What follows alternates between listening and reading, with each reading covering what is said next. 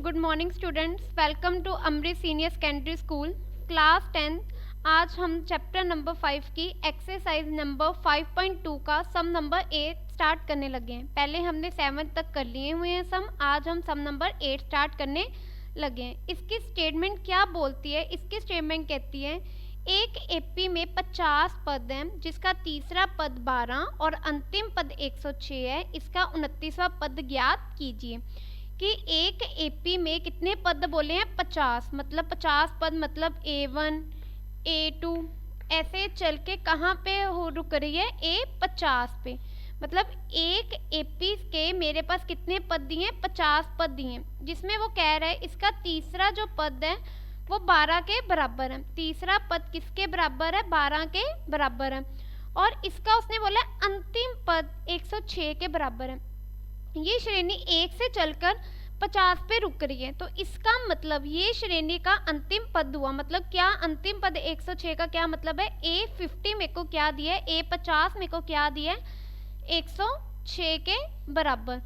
कहते इसका 29वां पद ज्ञात कीजिए। इसका 29वां पद ज्ञात कीजिए। ठीक है, हमने क्या निकालना है? इसका 29वां पद निकालना है। अब देखो स्टूडेंट्स, A29 बाय फॉर्मूला किसके इक्वल होता है? A + 28D के। ठीक है, ये इसके बराबर होता है। मतलब A29 निकालने के लिए मेरे को सबसे पहले A और D की वैल्यूज निकालनी पड़ेगी। ठीक है, तो इसको मैंने इक्वेशन नंबर 1 मार्क कर दिया। अब मेरे को दिया गया था, मेरे को दिया था A3 12। मेरे को क्या दिया था? A3 12। अब मैं A3 को लिख सकती हूँ ना, A + 2D = 12। बच्चे ये A + 2D A3 की जगह क्यों आया? क्योंकि बाय फॉर्मूला A3 मेरे पास किसके बराबर होता है? A + 2D के बराबर होता है। इसी तरह मेरे को A50 किसके बराबर दिया है? 106। अब A50 को मैं लिख सकती हूँ A + 49D = 106। इसको इक्वेशन नंबर 3 मार्क कर लो। ठीक है, तो A50 जगह A + 49 बच्चे फॉर्मूले के अकॉर्डिंग आया, क्योंकि A50 मेरे पास किसके बराबर होता है? A + 49D के बराबर होता है। अब मेरे पास दो इक्वेशन निकल गई, एक इक्वेशन 2, एक मेरे पास निकल गई इक्वेशन 3। अब ये दूसरी और तीसरी, इन दोनों इक्वेशंस को यूज़ करके मैंने क्या करना है? A और D की वैल्यू निकालनी है। A और D की वैल्यू निकालनी है। बच्चे आगे देखो हम क्या करेंगे, इक्वेशन 3 में से इक्वेशन 2 को घटा देंगे। इक्वेशन 3 में से इक्वेशन 2 को घटाओ। ये हम क्यों कर रहे हैं? क्योंकि ऐसा करके मेरे पास क्या निकलेगा? A और D की वैल्यूज निकलेंगी, और ये A और D की वैल्यू मैं इसमें डालूंगी तो मेरे पास क्या निकलेगा? A29 निकलेगा। तो इक्वेशन 3 में से इक्वेशन 2 को घटाना है। इक्वेशन 3 मतलब A + 49D - equation 2 A + 2D। बच्चे इसको हम ब्रैकेट में लिखेंगे, क्यों? क्योंकि जब भी बाहर माइनस का साइन होता है तो हम इसको ब्रैकेट में लिखते हैं। ठीक है स्टूडेंट्स, 106 - 12, 106 - 12। अब हम ब्रैकेट सॉल्व करेंगे। ये साइन प्लस, ये नेगेटिव, प्लस माइनस माइनस, ये मेरे पास क्या आया? A - A plus minus minus, ये क्या बना मेरे पास? -2D। 106 में से 12 को हम माइनस करेंगे तो इसको करके मेरे पास क्या बनेगा? 94। क्या निकलेगा? 94। 106 में से 12 गए, मेरे पास आया A94। अब A और A दोनों सेम नंबर हैं, A के साथ प्लस है और A के साथ माइनस है। जब भी दो नंबर सेम हो, A के साथ प्लस और A के साथ माइनस हो, तो वो आपस में क्या हो जाते हैं? कट हो जाते हैं। ठीक है, इसका मतलब मेरे पास क्या बचा? 49 - 2D। हम कोफिशिएंट्स को नहीं देखते, उनके वेरिएबल्स को देखते हैं। तो 49 में से 2 गए, मेरे पास क्या निकलेगा 47 डी। क्या निकलेगा 47 डी इज इक्वल टू 94। अब देखो 47 डी के साथ मल्टीप्लाई हो रहा है, मैं दूसरी साइड लेके जाऊंगी तो वो क्या होगा, डिवाइड होगा। D 94 divided by 47।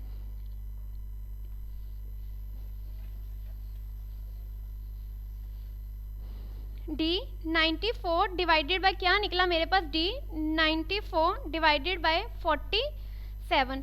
47 के टेबल पे 94 2 पे आता है, मतलब ये इसको कितने पे काटता है, 2 पे काटता है। तो डी की वैल्यू मेरे पास क्या निकल आई, 2। डी की वैल्यू 2 निकल आई। अब मैंने किसकी वैल्यू निकालनी है, मैंने निकालनी है वैल्यू ए की।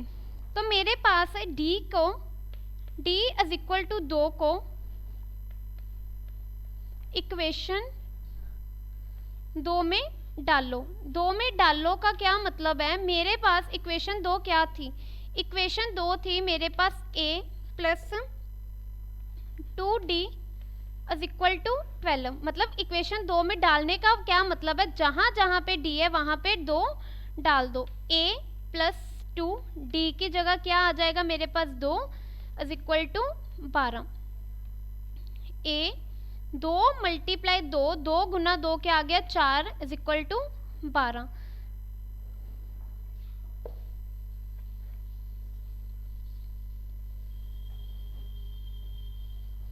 अब a यहाँ पे 4 प्लस हो रहा है, दूसरी साइड लेके जाओगे तो वो क्या होगा माइनस 12 माइनस 4, a क्या निकल आया मेरे पास 8। अब मैंने सम में मेरे को क्या निकालने के लिए बोला है, सम में मेरे को निकालने के लिए बोला है a 29। a 29 तो जो मैंने आपको बोला था कि फॉर्मूले में किसके बराबर होता है, a प्लस 20a d के बराबर होता है। तो अब a क्या निकला मेरे पास 8 निकला, प्लस 28d, d मेरे पास क्या निकला था 2 निकला था। 8 प्लस 2 28 मल्टीप्लाई 2 करके मेरे पास आ गया 56। 8 प्लस 56 करके मेरे पास आ गया 64। ये मेरा क्या निकल आया आंसर। ये मेरे पास जो एपी की 50 पद दी थे उसका 29वां पद क्या निकल आया 64। ठीक है स्टूडेंट्स, आगे अब हम सम नंबर स्टार्ट करेंगे 9।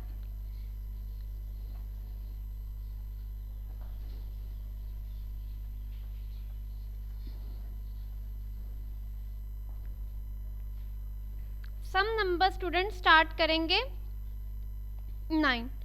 9 क्या कहता है, यदि किसी एपी के तीसरे और 9वें पद क्रमशः 4 और -8 हैं, -8 हैं, तो इसका कौन सा पद शून्य होगा। पहले तो देखें दिया क्या हुआ है, एक एपी दिए जिसका तीसरा पद 4 के बराबर दिया, जिसका तीसरा पद मेरे को किसके बराबर दिया 4 के बराबर दिया। तो मैंने फिर बताऊं कि a3 को मैं क्या लिख सकती हूँ, अभी बताया था a3 को हम लिख सकते हैं a प्लस 2d के, ये मेरे को क्या दिया 4। इसको मान लो इक्वेशन नंबर 1 मान लो। ठीक है, ये क्यों आ रहा है स्टूडेंट्स, क्योंकि ये बाय सीधा सीधा फॉर्मूले के अकॉर्डिंग आ रहा है। a3 मेरे पास a प्लस 2d के बराबर होता है। फिर वो कहते हैं कि उसका 9वां पद -8 के बराबर है। 9वां पद -8 के बराबर होने का क्या मतलब है, a9 -8 के बराबर दिए, 9वां पद -8 के बराबर दिए। आगे a9 किसके बराबर होता है, a प्लस 8d के -8। इसको इक्वेशन नंबर 2 मार्क कर लो। ठीक है, ये क्यों आया, क्योंकि a9 बाय फॉर्मूला किसके बराबर होता है, a प्लस 8d के बराबर होता है। ये सीधा सीधा हमने फॉर्मूला लगाया। कहते हैं बताओ कि इसका कौन सा पद शून्य से होगा, कि इसका कौन सा पद शून्य से होगा। कि जब हमने कोई पद निकालना होता है हमें, तो हम क्या कहते हैं, मान लो कि an, कि इसका nवां पद 0 के बराबर होगा। जब मेरे को निकालने के लिए, किसी पद को निकालने के लिए बोला होगा तो मैं अपनी ओर से हमेशा उसको ए एन ही मान के चलूंगी। अब ए एन बाय फॉर्मूला किसके बराबर होता है? A plus n minus 1 d is equal to 0। ठीक है, तो इसका मतलब मेरे को इसको सॉल्व करने के लिए सबसे पहले किसकी वैल्यूज होनी चाहिए? ए और डी की।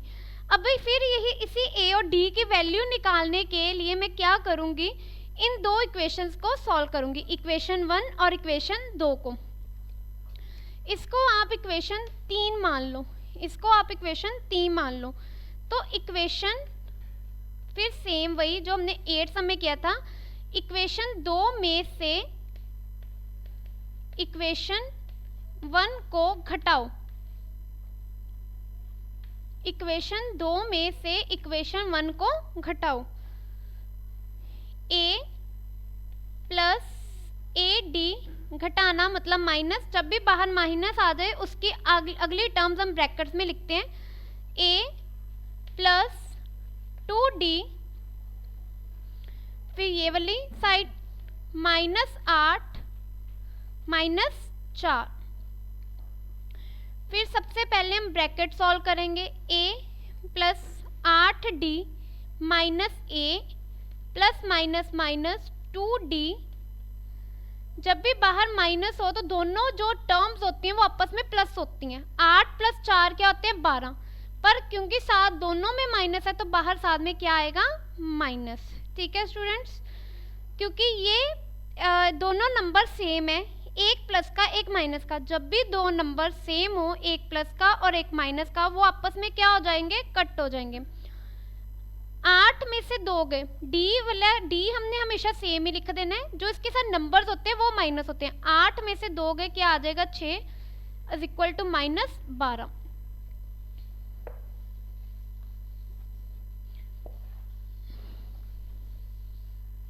क्या निकला मेरे पास? 6d is equal to -12। यहाँ पे 6 मल्टीप्लाई हो रहा है, दूसरी साइड लाओगे तो वो क्या हो जाएगा? डिवाइड हो जाएगा। ठीक है, 6 ने 12 को 2 पे कट किया, साथ में माइनस है तो क्या आएगा? -2। ठीक है, अब हमने क्या करना है?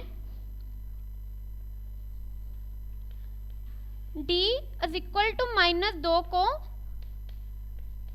इक्वेशन 1 में डालो कि जहां जहां पे इक्वेशन 1 में d होगा वहां पे हमने क्या डालना है? -2।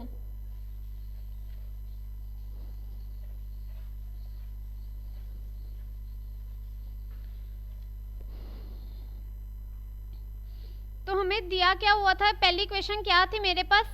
a plus a d is equal to 4। अब जहां जहां पे d है वहां पे मैंने क्या डालना है? मैंने डालना है -2। 8 क्योंकि माइनस में है तो ब्रैकेट में डालेंगे 4। ठीक है, a प्लस माइनस माइनस 8 गुना 2 16 इज इक्वल टू 4। अब यहाँ पे 16 माइनस हो रहा है, दूसरी साइड लेके आओगे वो क्या होगा? प्लस। 4 प्लस 16 मेरे पास क्या निकल आया? 20। मेरे पास निकल आया 20।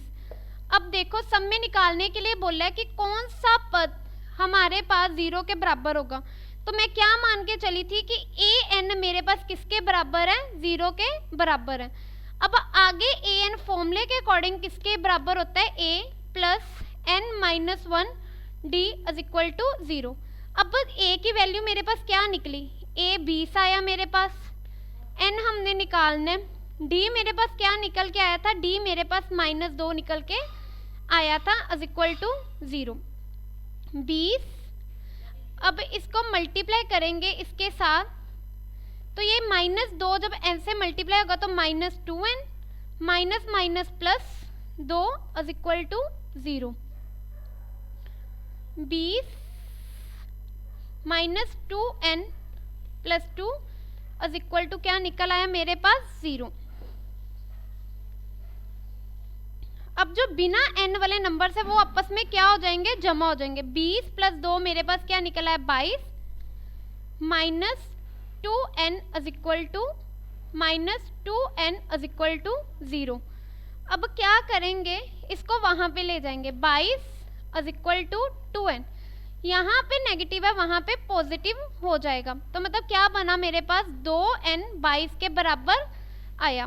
तो मतलब यहाँ पे n के साथ 2 मल्टीप्लाई हो रहा है, दूसरी साइड क्या हो जाएगा 2 के साथ डिवाइड हो जाएगा, विभाज्य हो जाएगा। 2 22 को 11 पे काटते हैं, मतलब एक एपी जिसमें हमें 50 पद दिए हैं उसका 11वां पद किसके बराबर होगा, 0 के बराबर होगा। यही हमें निकालने के लिए बोला था। ठीक है स्टूडेंट्स, आपका आज का हमने 9 सम तक कर लिए हैं। आपका होमवर्क जो सम नंबर 10 है वो सेम इसके जैसे है बच्चे, ये आपने खुद ट्राई करना है। ठीक है, सम नंबर 10